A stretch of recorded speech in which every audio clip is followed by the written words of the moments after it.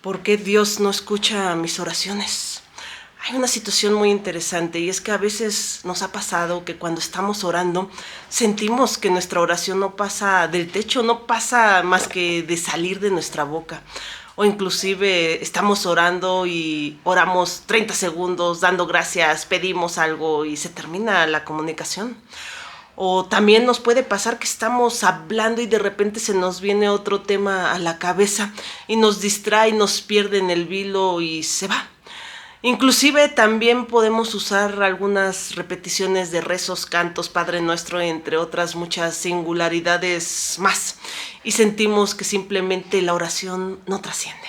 Bueno, para entender esto, necesitamos entender que todo proceso de comunicación, así como el que tenemos nosotros con las personas, también lo debemos de tener con Dios. Así como en el proceso de comunicación que existe un emisor y alguien que recepciona justamente esa comunicación, entonces quiere decir que uno habla, el otro escucha. Y después se intercambian los papeles, porque de la misma forma si dos personas hablan o dos personas escuchan, o hay silencio o no se entiende nada. En este momento podemos entender cómo es un proceso comunicativo donde uno escucha, asiente, habla y pues intercambia obviamente esa parte de las ideas. Sin embargo, cuando uno lo traspola a la situación espiritual de Dios, se vuelve aún más complicado porque desgraciadamente queremos audiblemente escuchar la voz de Dios o inclusive pues ver su mano escribirnos o alguna singularidad más, y por eso sentimos que no tenemos esa retribución. Sin embargo, hay que entender algo muy interesante. La escritura sirve para que Dios nos hable a nosotros, es decir, Él habla a través de toda la Biblia a todos nosotros. Y la oración no es para que Dios nos vuelva a hablar, es para que nosotros ahora seamos quienes les hablemos a Dios. No quiere decir que Dios no se manifieste en otras formas interesantes, porque es de cierto, si en la Biblia dice que Dios se comunica de forma directa con muchas formas, es posible que se comunique así. Sin embargo, esa comunicación personal que tienes tú con Dios va a ir creciendo como con cualquier relación que tú tengas con cualquier persona. Es decir, tal vez si acabas de conocer a alguien, difícilmente lo invites a tu casa, lo invites a pasar unas vacaciones o le encargues tal vez a tu mascota, a tus hijos, no lo sé. Sin embargo, tal vez a una persona con cierta proceder y confianza puedas tener una mayor intimidad. Y bueno, lo mismo sucede con Dios. Así que lo primero para entender es librar el primer obstáculo, y ese somos nosotros mismos. Entendiendo la oración, podemos entender entonces cuál es el canal correcto para comunicarnos con Dios. Y bueno, ¿cómo es orar?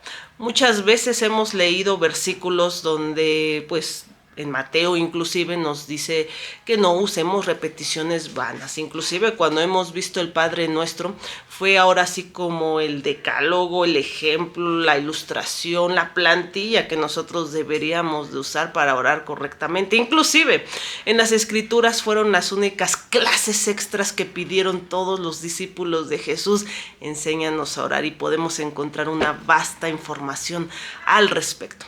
Solo como curiosidad, en la traducción justamente bíblica podemos entender que proviene de un idioma diferente al nuestro, como lo es el griego. El griego utiliza palabras diferentes para referirse a ciertas acciones, los cuales da un entendimiento mayor. Por ejemplo, para nosotros utilizar el verbo hablar, puede ser que un profesor que haya estudiado, repasado toda su clase, esté hablando. Pero si tú llegas tal vez a la casa y tienes a un cotorro que dice unas palabras, tú vas a utilizar el mismo verbo para referirte que el cotorro está hablando. De la misma forma puede hablar tal vez un bebé diciendo las primeras palabras y tú puedas alegrarte y decir es que está hablando.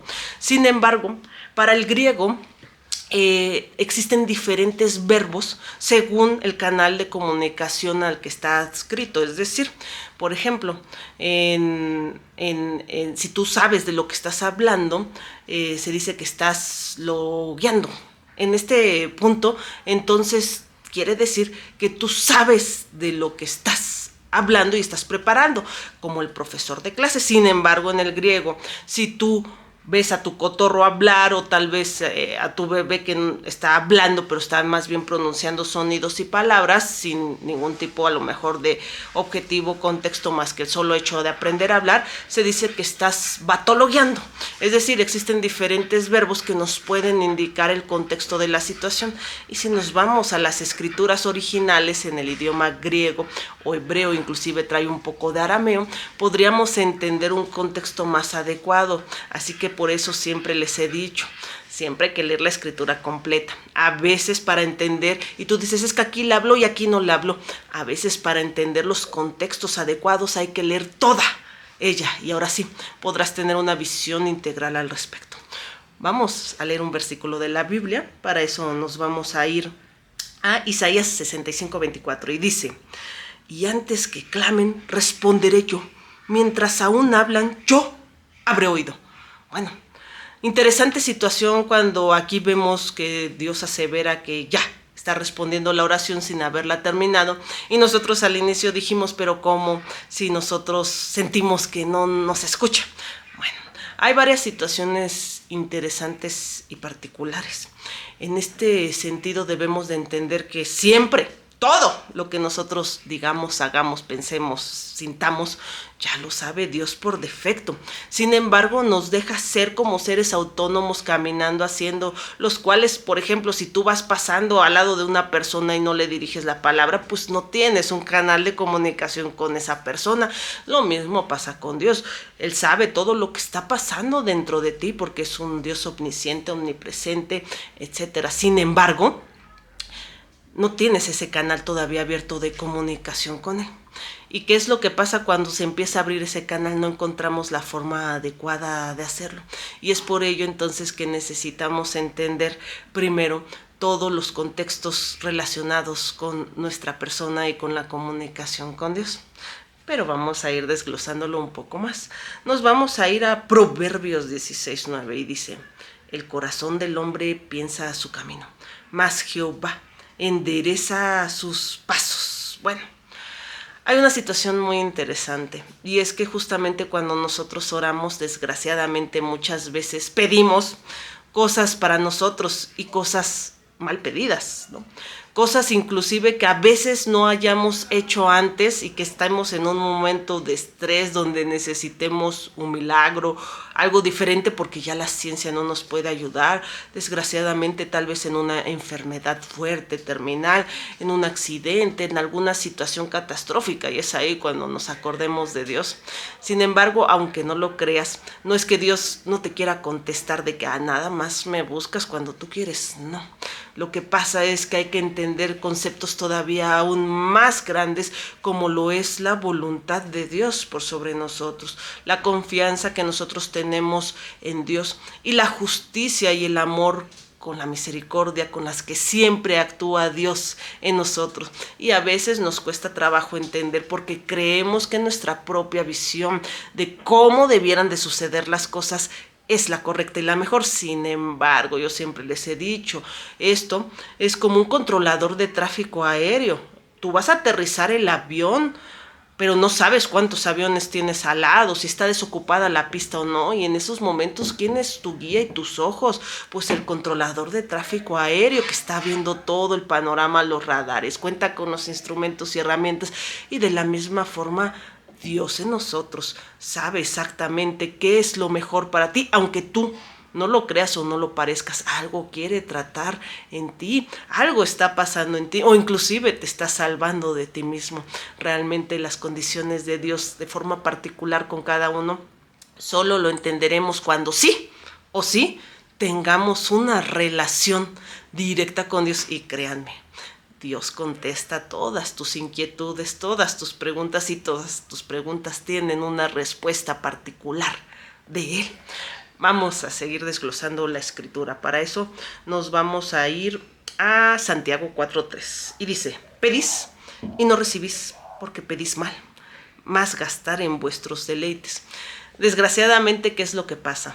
Estamos pidiendo, por ejemplo, estamos frente a una situación donde nos enfrentamos a una deuda muy grande. Tal vez debemos miles de pesos, dólares o lo que tú quieras al banco, a un amigo, a un acreedor que te está haciendo la vida imposible. Y es ahí cuando de repente empezamos a seguir pidiendo préstamos y Dios mío, ojalá me aprueben este préstamo, ojalá me gane la lotería o me caiga dinero del cielo para pagar y ahora sí prometo que ya no voy a gastar y se vuelve una bola de nieve. Lo que no entendemos es que realmente estamos pidiendo mal. Entonces, ¿cómo deberíamos de pedir? Bueno, si tú sabes que te metiste en un problema administrativo grave, entonces lo que deberías de pedir no es la solución de tu deuda, porque créeme cuando te digo que si esa deuda se salda, volverás a acarrear otra, porque el problema de fondo no se ha solucionado y es justamente tu mala visión, administración, o tal vez un problema mayor, porque estés tú ayudando de cierta forma, cubriendo responsabilidades de algunas otras personas que deberían también de hacerse responsables y en ese momento deberías de actuar con más firmeza. Tal vez en ese momento pues tú ocasionaste una deuda tan grande que simplemente se te desbordó por las manos y no tienes más que gastar en ciertos lujos, privilegios y de repente darte cuenta que el día de mañana eres tú mismo quien tiene que lidiar con esa deuda. Es como decir, me voy de vacaciones, gasto 20,000 pesos, voy a pasar una semana de fantasía y ya que se preocupe mi misma persona de una semana después, o sea, mi yo del futuro para solucionar esa deuda. ¿Y qué crees? ¿Qué crees? El problema no es tu yo del futuro, el problema es tu yo del presente.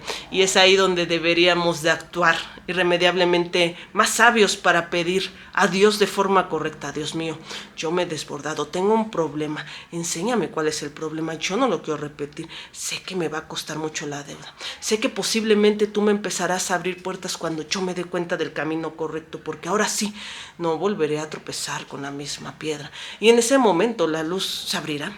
Entonces, con entender el contexto total de nuestras diversas problemáticas nos hace tener una oración y petición más acertada. Por ejemplo, hoy en día que hay infinidad de guerras, peleas, batallas, delincuencia, y nosotros ¿qué pedimos? Dios, líbrame del mal. ¿Sabes qué? Pues cambia el corazón de esa persona, o quítala porque me está ocasionando problemas. Y deberíamos de pedir, Dios, manifiéstate en esas personas, porque yo sé que conociéndote su vida va a ser diferente y por lo tanto también van a actuar diferente y por lo tanto van a repercutir con una buena consecuencia a la sociedad en vez de una negativa. Entonces estamos pidiendo, como dice Santiago, y cabe aclarar, Santiago es el hermano físico carnal justamente de Jesús, hijo de María y José.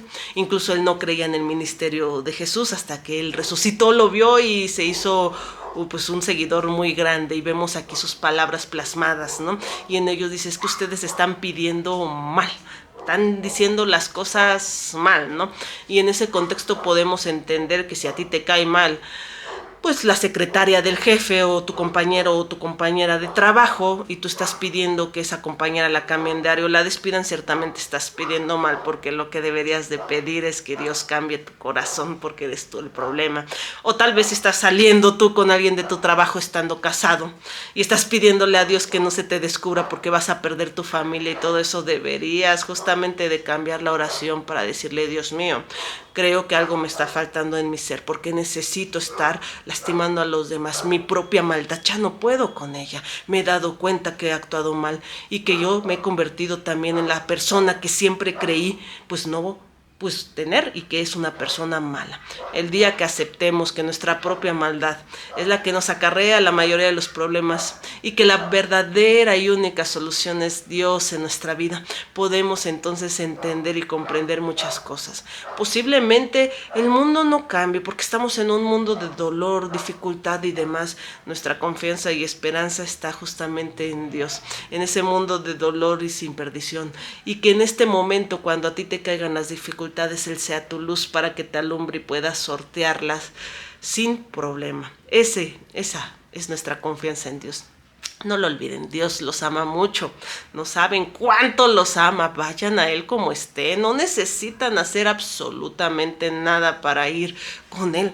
Solo vayan, no se alejen, sin importar su condición, sin importar que las otras personas piensen y regularmente que ustedes no son adeptos a entrar a una iglesia o a la salvación por ciertas singularidades, ¿no? Incluso desde que ustedes lleven una vida, pues, de drogadicción, de alcoholismo, ustedes vayan a Dios así como estén, por sus propias fuerzas. Todo lo que logren será por partes, será difícil. Cuando entre Dios en esa ecuación, créeme, todo va a ser perfecto. Y ahora sí, tenemos que entonces pensar que Dios no está en los cielos. Dios nos está escuchando, Dios está al lado de nosotros, Dios, el Espíritu Santo está incluso dentro de nosotros, entendiendo todas nuestras dificultades. Y ahora sí, si nosotros lo dejamos hablar, entenderemos también la forma correcta de cómo abordar nuestras dificultades y cómo orar, para que ahora sí todo sea oído y hecho conforme a su voluntad. Y ahora sí, comprender nosotros la luz, la verdad, el único camino que es Jesús con su muerte y resurrección. No lo olviden. Dios los ama mucho. Dios los bendiga.